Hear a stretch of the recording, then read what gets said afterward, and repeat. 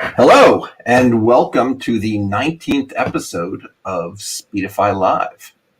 I think we've got a good episode for you here today. Our special guest is Morgan Berman. She's famous, of course, as the founder and former CEO of MilkCrate, the mission-driven tech company that has been helping other companies achieve their impact goals. But now she's become the executive director of LSC Philadelphia, and she is also running Glitter. So I think we're going to let her explain all that herself, because I'm sure I can't handle it. So, right now we are live on on Facebook, on YouTube, and on Twitch. If you're watching us on any of those things, we really are live. So ask us questions in the comments below. Both Morgan and I will see them, and we are happy to answer them, which is why you watch a live show. You guys get to jump in and tell us what you think. So let's get down to it. How are you, Morgan? I'm doing all right. How are you doing? I'm good.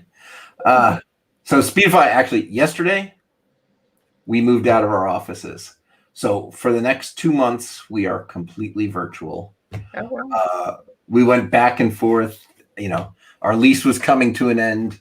Do we want a new office or not? We argued, and finally, by the time we decided we want a new office, we had waited too long. So I'm actually home. This is my house. Me too.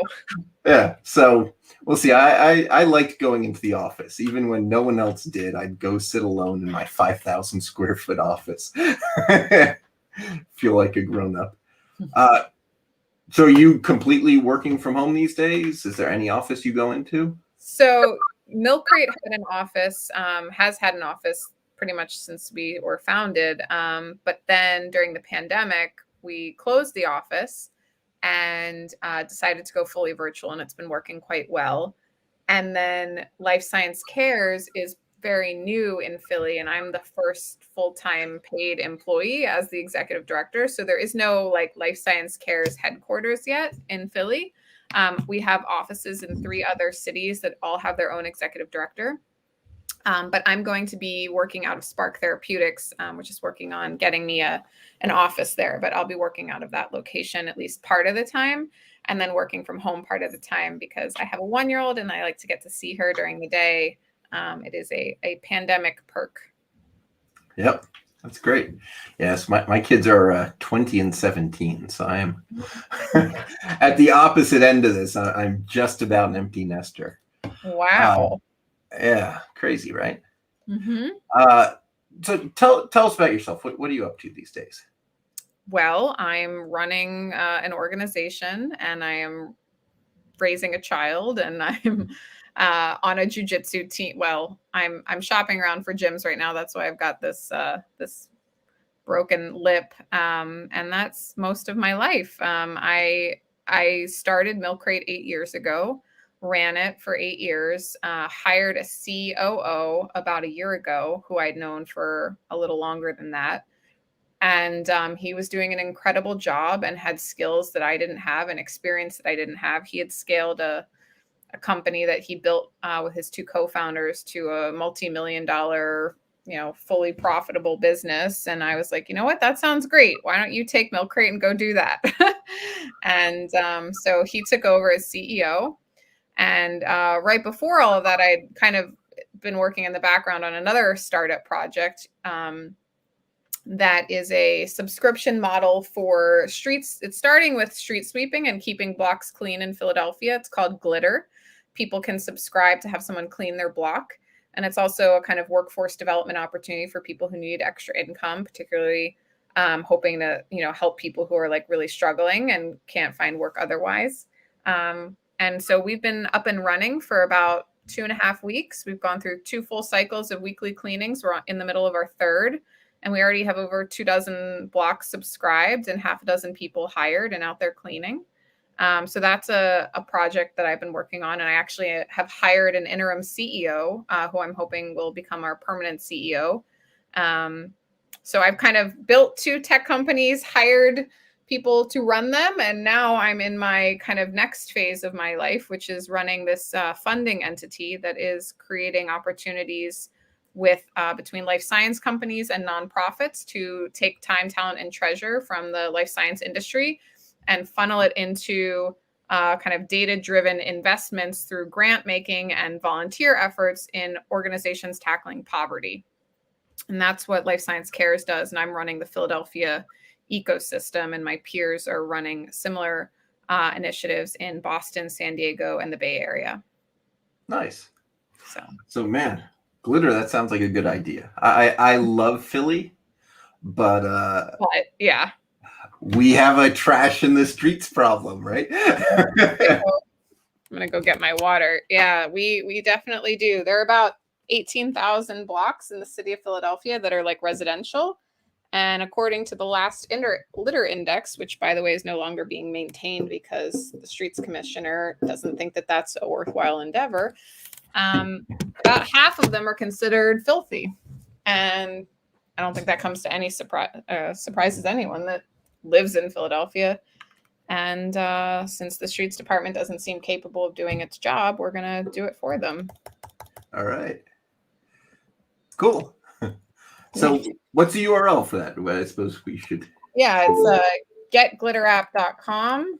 There is a way to sign up to subscribe for your block to get cleaned on the website. You can also download the app and subscribe there. There's also other kind of resources and things to do and ways to help inside the app, as well as a way to apply to be a paid cleaner. All right. Questions are starting to show up. Oh, I don't see any. Where do I? Oh, do I? Here we go. So look at that. People. What was the biggest takeaway from MilkCrate that you're bringing with you to Life Sciences Philly? I love that question. So with MilkCrate, we build apps that help nonprofits have a place where the people that are in their program, like the kid or the teen or the adult or the senior, the person who's struggling or whatever, that whoever has enrolled in that nonprofit program has a digital place where they can receive updates, be alerted, be reminded, but also share information about how they're doing, self-report behaviors, sign up for events, answer poll questions, chat with a mentor or a peer. All the things kind of have happened in various ways using kind of analog tools or cobbling together digital tools. A lot of these nonprofits are like using a survey once a year to try and gauge, is the program working? And that's just not good enough. And that really harms their ability to run a good program, and it harms their ability to fundraise for that program. And so what we saw with MilkCrate was we were able to help them track the program progress and successes, and kind of both individual success stories, but also kind of group-wide trends in the programs through the user data that the app generated. And that is that just more surveys as the year goes on? No, it's not just surveys. Like we can create like a goal that says, let's say you're in a program where you're supposed to check in at a location once a week to like sign up or report on something, or you're supposed to log volunteer hours, or you're supposed to log healthy behaviors or something. You can there can be like an action that's tied to a physical location and or time that the phone can actually like verify you're at this location or this doing something at this time. Also being able to chat with someone, or being able to there's like an activity feed where you can like post photos and verify that you did something through a photograph. Like there's all kinds of different like digital verification and self-reporting things beyond just a survey question or a poll question that can be turned into like a milestone or a goal that shows like, okay, well, during this time period, we got X number of students to do Y behavior, which is a delta from the previous time period. And that can be really valuable data to show a nonprofit is or isn't delivering on its promise of, the people the change in behavior or, whatever participation that nonprofit's supposed to be getting from the people enrolled in the program. And so with Life Science Cares, I've had 2 conversations this week, one with different nonprofits, one with a nonprofit Life Science Cares has funded, and one with a nonprofit we have not yet funded, both of which are running workforce development type programs where students either from different, like one is it's a program to get underrepresented folks in the life science industry, like mostly people of color and women who wouldn't normally go into those roles, getting them trained in lab work. And they don't actually know yet, are the people who have graduated over the last 22 years that this program's been running, how much money are they earning 1 year out, 5 years out, 10 years out? What is their projected lifetime earnings? Like, what is their relationship with debt and home ownership and all these other things? And are they doing gig work or shift work versus a career with a salary? Like, they don't yet know that because they haven't had an easy way of keeping in touch with those people. And one of the things that we've realized is if we created a kind of incentivized communication system where it's like, if you pay people to answer questions that help you create that data so that like they keep an app on their phone. So once a month or once a year or whatever, quarterly, they answer a question, it rewards them with points, and those points get redeemed with cash. Then you have, hundreds of people or thousands of people that are going to give you the data you need to track, did the program work? Do we have the data to show to a funder like Life Science Cares, that this made a difference? Yeah, that's great. You really do. I bet there's lots of money spent incorrectly, right? Trying to make the world a better place and failing completely. So do you guys have some success stories on, or is this just getting started on finding, turning things around where the metrics were wrong and they didn't know it? Oh, well, I mean, I wouldn't say, Life Science Cares has been investing in organizations that have been making a difference in Philadelphia for years, most of them. I don't think it's that there's something that needs to get turned around. I think it's more like revealing probably the good that's happening there. But, I'm on day 9, so we certainly haven't created any kind of codified solution around measurement. But we do want to get to that point where we're really looking at hard data because Life Science Cares is made up of scientists and people who are data driven, and they have a really valuable skill set when it comes to using data to guide decisions. And I think that that's something that we can kind of infuse the philanthropy system with in a way that it hasn't had enough of that kind of thought. It's a diversity of thought that I think has been not as loud a voice and as influential a voice as it should be in this industry. Yeah. Okay. I wasn't planning to go to the jiu-jitsu thing for a while, but people are asking, so let's go there. So they're asking, you're awesome, but how did you get into jiu-jitsu and become a gold medalist? What's the story there?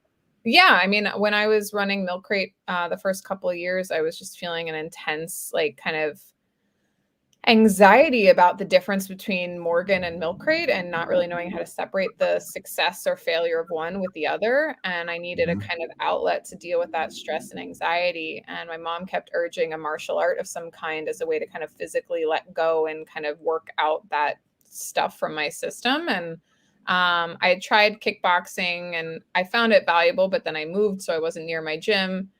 And then I hadn't been in love with kickboxing, but I'd liked the release of it. And I Googled martial arts near me. I had absolutely no idea what jiu-jitsu was. I showed up and I was like, hey, I am here to kick and punch people. And they were like, we don't do any of that, but we think you're going to like it. And so 6 years later, I'm getting kicked in the face by a white belt 14-year-old while touring new gyms because my gym shut down last Friday. And first gym in Philly. Which one was it, by the way? Maxercise. Okay.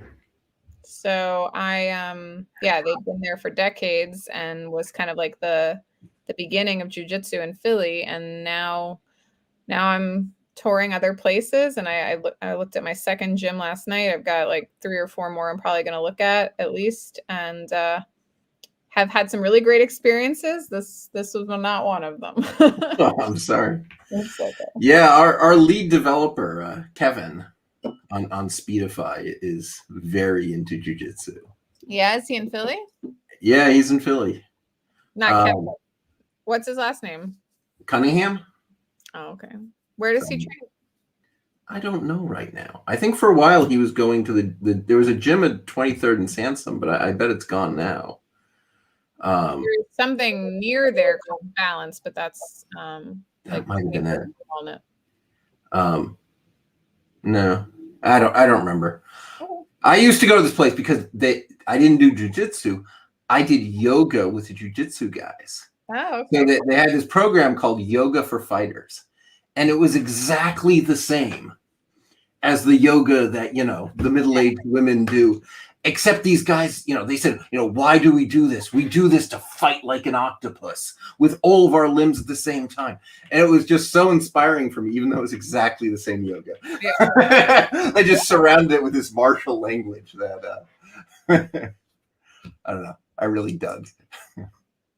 That's neat. Yeah. So what's can you talk yet about what's on your roadmap for LSC? Like what's your plan to go from here to it's right now it's just a listening tour and meeting and greeting everyone. We have a bunch of different stakeholders as an organization. So we have our corporate partners, the life science companies. They are the ones that are financially contributing to the fund that then goes to the nonprofits. They're also the ones whose employees we can then kind of direct towards volunteer opportunities at the nonprofits. Then I'm meeting with the nonprofits that we've invested in. I'm meeting with my board of directors. We also have a very extensive advisory board that pulls from the leadership of these different life science companies.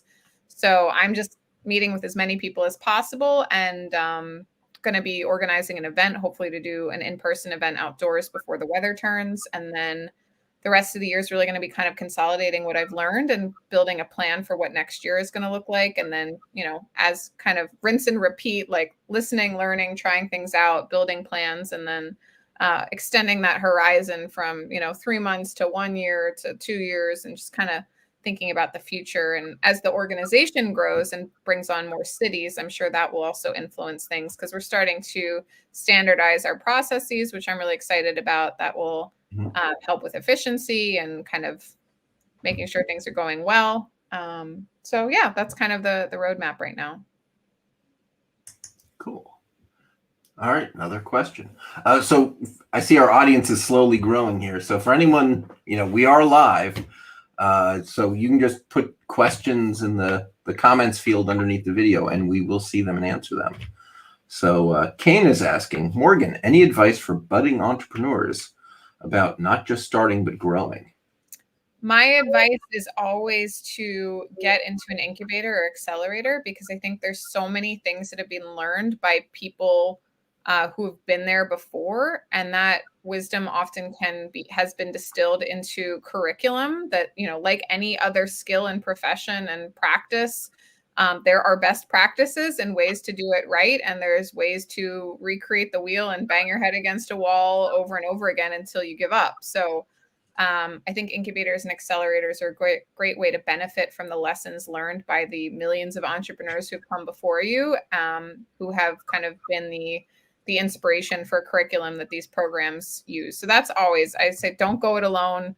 Don't hole up in your basement or your bedroom and just cook up the perfect product and the perfect pitch deck for months and years on end, and then unleash it to the world to crickets, because you could have used that time a lot more efficiently and effectively. So that's what I always recommend, is just don't live in your head with it. Share it, get out there, talk to people, and ideally do it in a systematic way with some accountability and peers who are in that process with you. So have you done an incubator with any of these? Which ones? Yeah. MilkCrate did a couple. The very first one we did was the Tribe 12 Incubator, which is a program in Philadelphia for young Jewish entrepreneurs. So that was the very first thing I ever did with MilkCrate. And then about a year or so later, we enrolled in Project Liberty, which was a program that the Inquirer did in partnership with Ben Franklin Technology Partners, which wound up being one of our first investors. And we also worked inside of the Inquirer, so we got office space, which was great. So those are the two incubators we did. We also kind of did a third one that was this like startup incubator. Like they themselves were a startup focused on helping with crowdfunding campaigns. So I guess that was technically the second one. So it was like Tribe 12. I don't even remember what that one was called for the crowdfunding campaign. And then the third one was the office space at the Inquirer. Oh, that's So really cool. yeah. All right. So I know when you're doing a lot of virtual meetings, you can run into technical difficulties and stream emergencies, as we call them. Yeah. Stream emergency. A stressful situation when one's live stream breaks down or cuts out unexpectedly.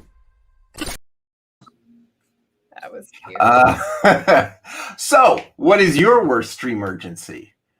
I am sure I've had worse, but I'm basically like, I live my life like Dory the goldfish because I still kind of have baby brain. I'm currently kind of in a leadership role to varying degrees with 3 different organizations. So I don't store much in here. It's pretty much in my computer. Everything's just muscle memory at this point. But I do know that, like, I think it was yesterday or the day before, we were on a glitter team meeting, and the guy who I've recently hired to be our interim CEO was like, okay, I'm about to show everyone the awesome new system we just created. I can't wait to show it to you. It works so well to manage the blocks that are getting cleaned and to see our cleaners. And then my computer, I like couldn't see it and I had to call in, and I'm like, all right, well, at least I can walk home and be on the phone call, but I really wish I was seeing what they were talking about. Yeah. So Speedify is fantastic for that stuff. I don't know if you're using it or not, but right now I'm on my Wi-Fi and I have my tethered phone, so I can. Yeah, no, I can have things go pretty wrong and hopefully still be here. Awesome. Yeah, I was definitely acknowledging today with the interim CEO of Glitter that like we were on a Google Meet and we were like, this just seems to be cramming everything and slowing everything down. So I'm glad someone was amused. Someone in Hawaii. Oh, Hawaii, yeah. Make friends with people who live in Hawaii. So our little stream emergency thing. Sorry, management makes us do it. Just kidding. I am management. So what were you doing before MilkCrate? I was in graduate school when I started MilkCrate. I was getting a master's in sustainable design. My first year of grad school, I was working at Grid Magazine, which is a magazine focused on sustainability in Philly. And Glitter is actually going to be in the next issue. And my second year, when I was working on Glitter or MilkCrate, I was working at an architecture firm in the city. Before grad school and sustainability and all of that stuff, I was working in nonprofits focused on women's reproductive health care. So I was very briefly a case manager at the Maternity Care Coalition. And for a couple of years, I worked at Planned Parenthood in Bucks County, as well as in Center City, doing fundraising, marketing, and direct patient services. And for a brief stint was a nurse's aide in Doylestown Hospital, which apparently you don't have to have any medical training to do. Really?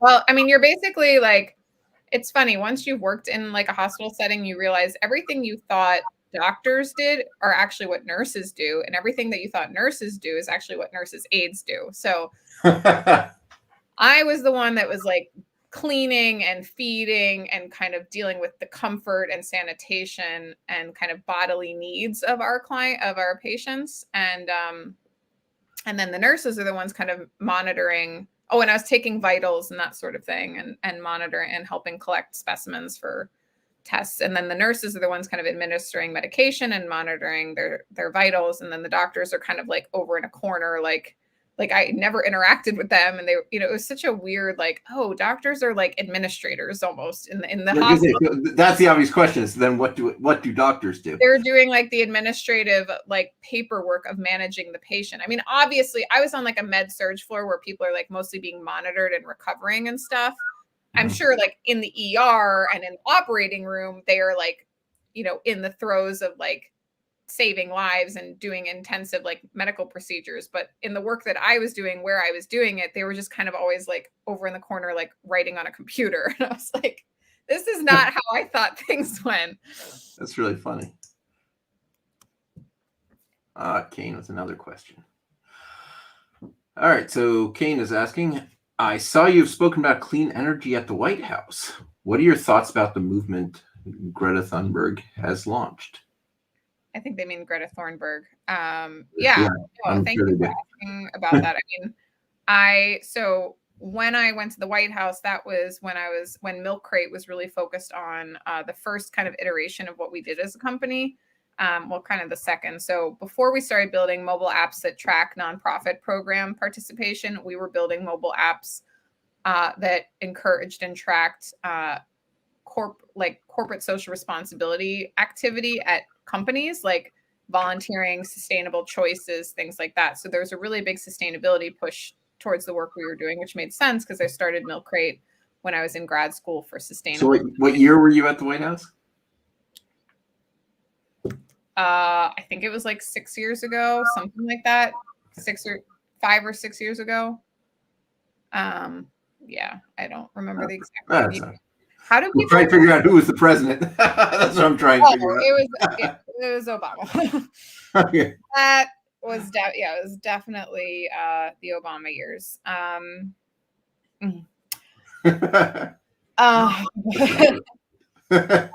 can't forget everything, unfortunately.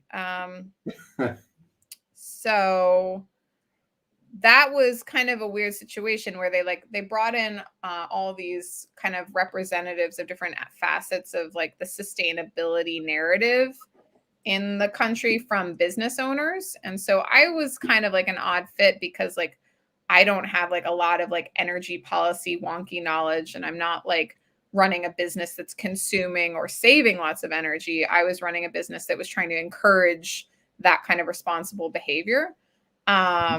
Your specific question about Greta Thunberg, I mean, I think she is incredibly, influential around a topic that not enough people care about. And I think it's amazing how passionate she is. I get that it hasn't been received well by everyone, but no, messenger is. And the message that she has is one that, we ignore at our own peril. So I'm glad she's doing what she's doing. And, we all need to be thinking really hard about the decisions we're making and how it's impacting, ourselves and future generations on this planet, because it's a shit show. Yeah, it's tough though. I mean, I feel like the environment is the biggest problem in the world, and I'm not quite sure what I'm supposed to be doing about it. I mean, I know not using straws at Starbucks is nothing. And in fact, it's worse than nothing because it makes people think they've done something. Yeah. When they haven't done anything at all, right? Yeah. I mean, I think getting a handle on what your personal carbon footprint is and what your consumption is really important. There are things about, transportation and food, what you're eating, how you're eating it, plastic you generate and consume, like all of that are things that you can take a hard look at and make changes. There's some amazing companies out there that will help you. One of Glitter's sponsors is The Rounds. I just signed up for their service this week. It's a zero waste delivery service for products so that you can get off the Amazon, wagon and start getting things delivered to your house that don't actually have any packaging. It's reusable, and they pick it up and repurpose it. There are other, interventions you can make in your life about how you're getting around, what kind of car you're driving, and how much you're driving, public transportation, meat consumption. Those are all things that we can make a choice about. And then there's things like, where's your money invested? What kind of stocks do you own? What's your, 401k invested in? Are they invested in companies that are polluting the earth? Like they're tools you can use to assess your financial investments and how they're impacting things. And that's, divesting from fossil fuel investments is probably one of the most important things you can do. Yeah. So like Betterment, for example, where I use for my investments, they actually have investment plans that you can use to like specifically make sure your money is only going into companies that are, environmentally responsible as well as fiscally responsible. That's good. Let's see more questions. All right. Speedify is working great in Morocco. I'll take it. I'm glad we could help you. So, what creators are you into these days? Are you listening to podcasts or watching any streamers, or are you just too busy to consume any internet content these days? Back in March, I think, I signed up for the New York Times Sunday like actual paper because I so missed having something that I could do that was tangible and not on my computer screen. And it was like a happy memory from my childhood that my parents would read the paper. And now I have a child and I'm like, I want to encourage her, like kind of paying attention to the world around her and taking time out to learn about what's going on in the world. And I am not reading enough of it. I did actually take some time this morning and got to read like the New York Times Magazine from like a week or two ago. So I'm actually trying really hard to get back to some analog consumption of media. So I did the exact same thing, and now I feel guilty, right? That I'm like killing trees. Here I am saying that the environment's the most important thing, and I sign up to have some trees killed, and I don't even read it. So that's there are trade-offs for me. Trade-offs for everything. Well, go meatless a couple days a week, and you can balance that out. Tuesdays. Yeah, but I do I'm not. meatless on Tuesdays. I used to listen to a lot more like digital media, like when I would be in the car or something, like going to work or on the bus. When I used to take the subway, I used to have so much time to listen, but I'm sitting, I wake up and I'm in my office, so there's not much downtime anymore. Yeah. Are you on social media at all? I am, but I'll be right back with a special guest. Yeah. Oh, nice.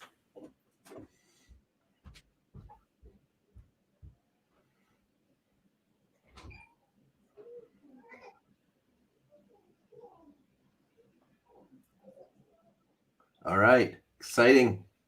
I think we're going to meet the mini Morgan in a minute. So anyway, we are live. If anyone has questions for me or Morgan, you just put them in down there and just like call me V. We will see. Hello. Hi there. Yep. Someone woke up from her nap early. Nice. This is Phelan. Adorable. I remember when my kids were that age. Didn't really talk back. She talks. It's just not really in words yet. Yeah, the babble. That's nice. All right. Sorry. Oh. All right. Everybody seems very happy to see her. So how old is she? She turned a year a few weeks ago. Oh, yeah, she has a lot to say. Yes, she does. My daughter is that way. She picked up the pace of conversations before she had any words. Oh yeah, for sure. Right? She'd babble and then she'd stop and wait for you to say something. When you finished your sentence, she'd, full of tone and stuff like. Yeah. She keeps trying to touch the keyboard. Yeah, trying to touch the keyboard. Yeah. Good luck. Yeah. Nice. All right. So are you on social media at all these days? Yeah. I mean, I have personal accounts, and then the organizations I'm a part of have them as well. My Twitter is just my name, Morgan Berman. So that's the easiest one. Yes, the unicorn has a name. It's Eunice the unicorn. Yeah, it's fun. Can we see the unicorn? Yes, this is Eunice. There we are. All right. And this is Yoda. Oh, Not looking. actually, Yoda. there's a photo on my Instagram. So for Halloween last year, I will show you. Let's see. Fei, remember? You're right. It's Grogu. I'm sorry. Oh, wow. My apologies to the thousands I've offended. So this is Halloween. Nice. I was Leia and she was little baby Yoda / Grogu. That's awesome. All right. Yeah. That's good. Congratulations. She brought another friend. Nice. Who's that? This is a purple dinosaur that has yet to be named. Or dragon. Purple dragon. All right. Good. All right. Any other questions from the audience? Oh, there was something larger there. Oh, you've accomplished so much. You dedicate yourself to helping other entrepreneurs succeed. Many look up to you. Who or what is your inspiration? Well, I was blessed and cursed to grow up with entrepreneurs as parents. So my mother, I got to watch her build her business when I was like 7, I think is when she started. So that was really inspiring and influential to me in terms of developing a lot of the skills. Yeah. And my dad as well. They both used work as a vehicle for helping others as well as kind of fulfilling their own interests. So that was inspiring to me to be able to see both my role models kind of doing that. And then early on, like when I was kind of getting involved in sustainability, I was really inspired by a woman here in Philadelphia named Judy Wicks, who was kind of the grandmother of the farm to table movement and kind of responsible business practices. And then that kind of grew into kind of learning about J. Cohen Gilbert, the founder of B Lab and B Corp certification. So I was really inspired by people who are using business as a force for good. And yeah, I guess those are some of the main influencers. And I through the B Corp process, once we got B Corp certified, I got to meet Eileen Fisher, and there was a retreat for other female founders of B Corps. So I got to go up to Eileen Fisher's headquarters twice, and seemed like she'd built a really awesome kind of culture and brand, and was always kind of thinking of ways to serve a purpose beyond profit. Yeah, that's important. All right. I think you're getting busy. I am. Yeah, it's now. 37 minutes in there. So I think we're gonna let you go. But this was awesome. It was nice meeting the unicorn. So our next stream is going to be October 5th, same 5 p.m. time. We'll have Julie Riley, who is from StreamYard, which is the software we use to do the stream. It is fantastic. Super nice, just runs in a browser. And she'll be talking to us about how to do professional quality live streams. So any parting words, Morgan? Thank you all for the questions and for the appreciation of my adorable baby. And if anyone wants to, if anyone out there that's listening is a part of a nonprofit that you think might benefit from knowing more about MilkCrate, feel free to reach out to me at morgan@milkcrate.tech. If anyone's interested in glitter, you can check out the website. There's a contact us form. And if anyone's involved in the life science community or nonprofits tackling poverty in Philly, you can reach out to me at morgan@lifesciencecares.org. Awesome. All right. Thanks, Morgan. Thanks, guys. Bye. All right. Bye-bye.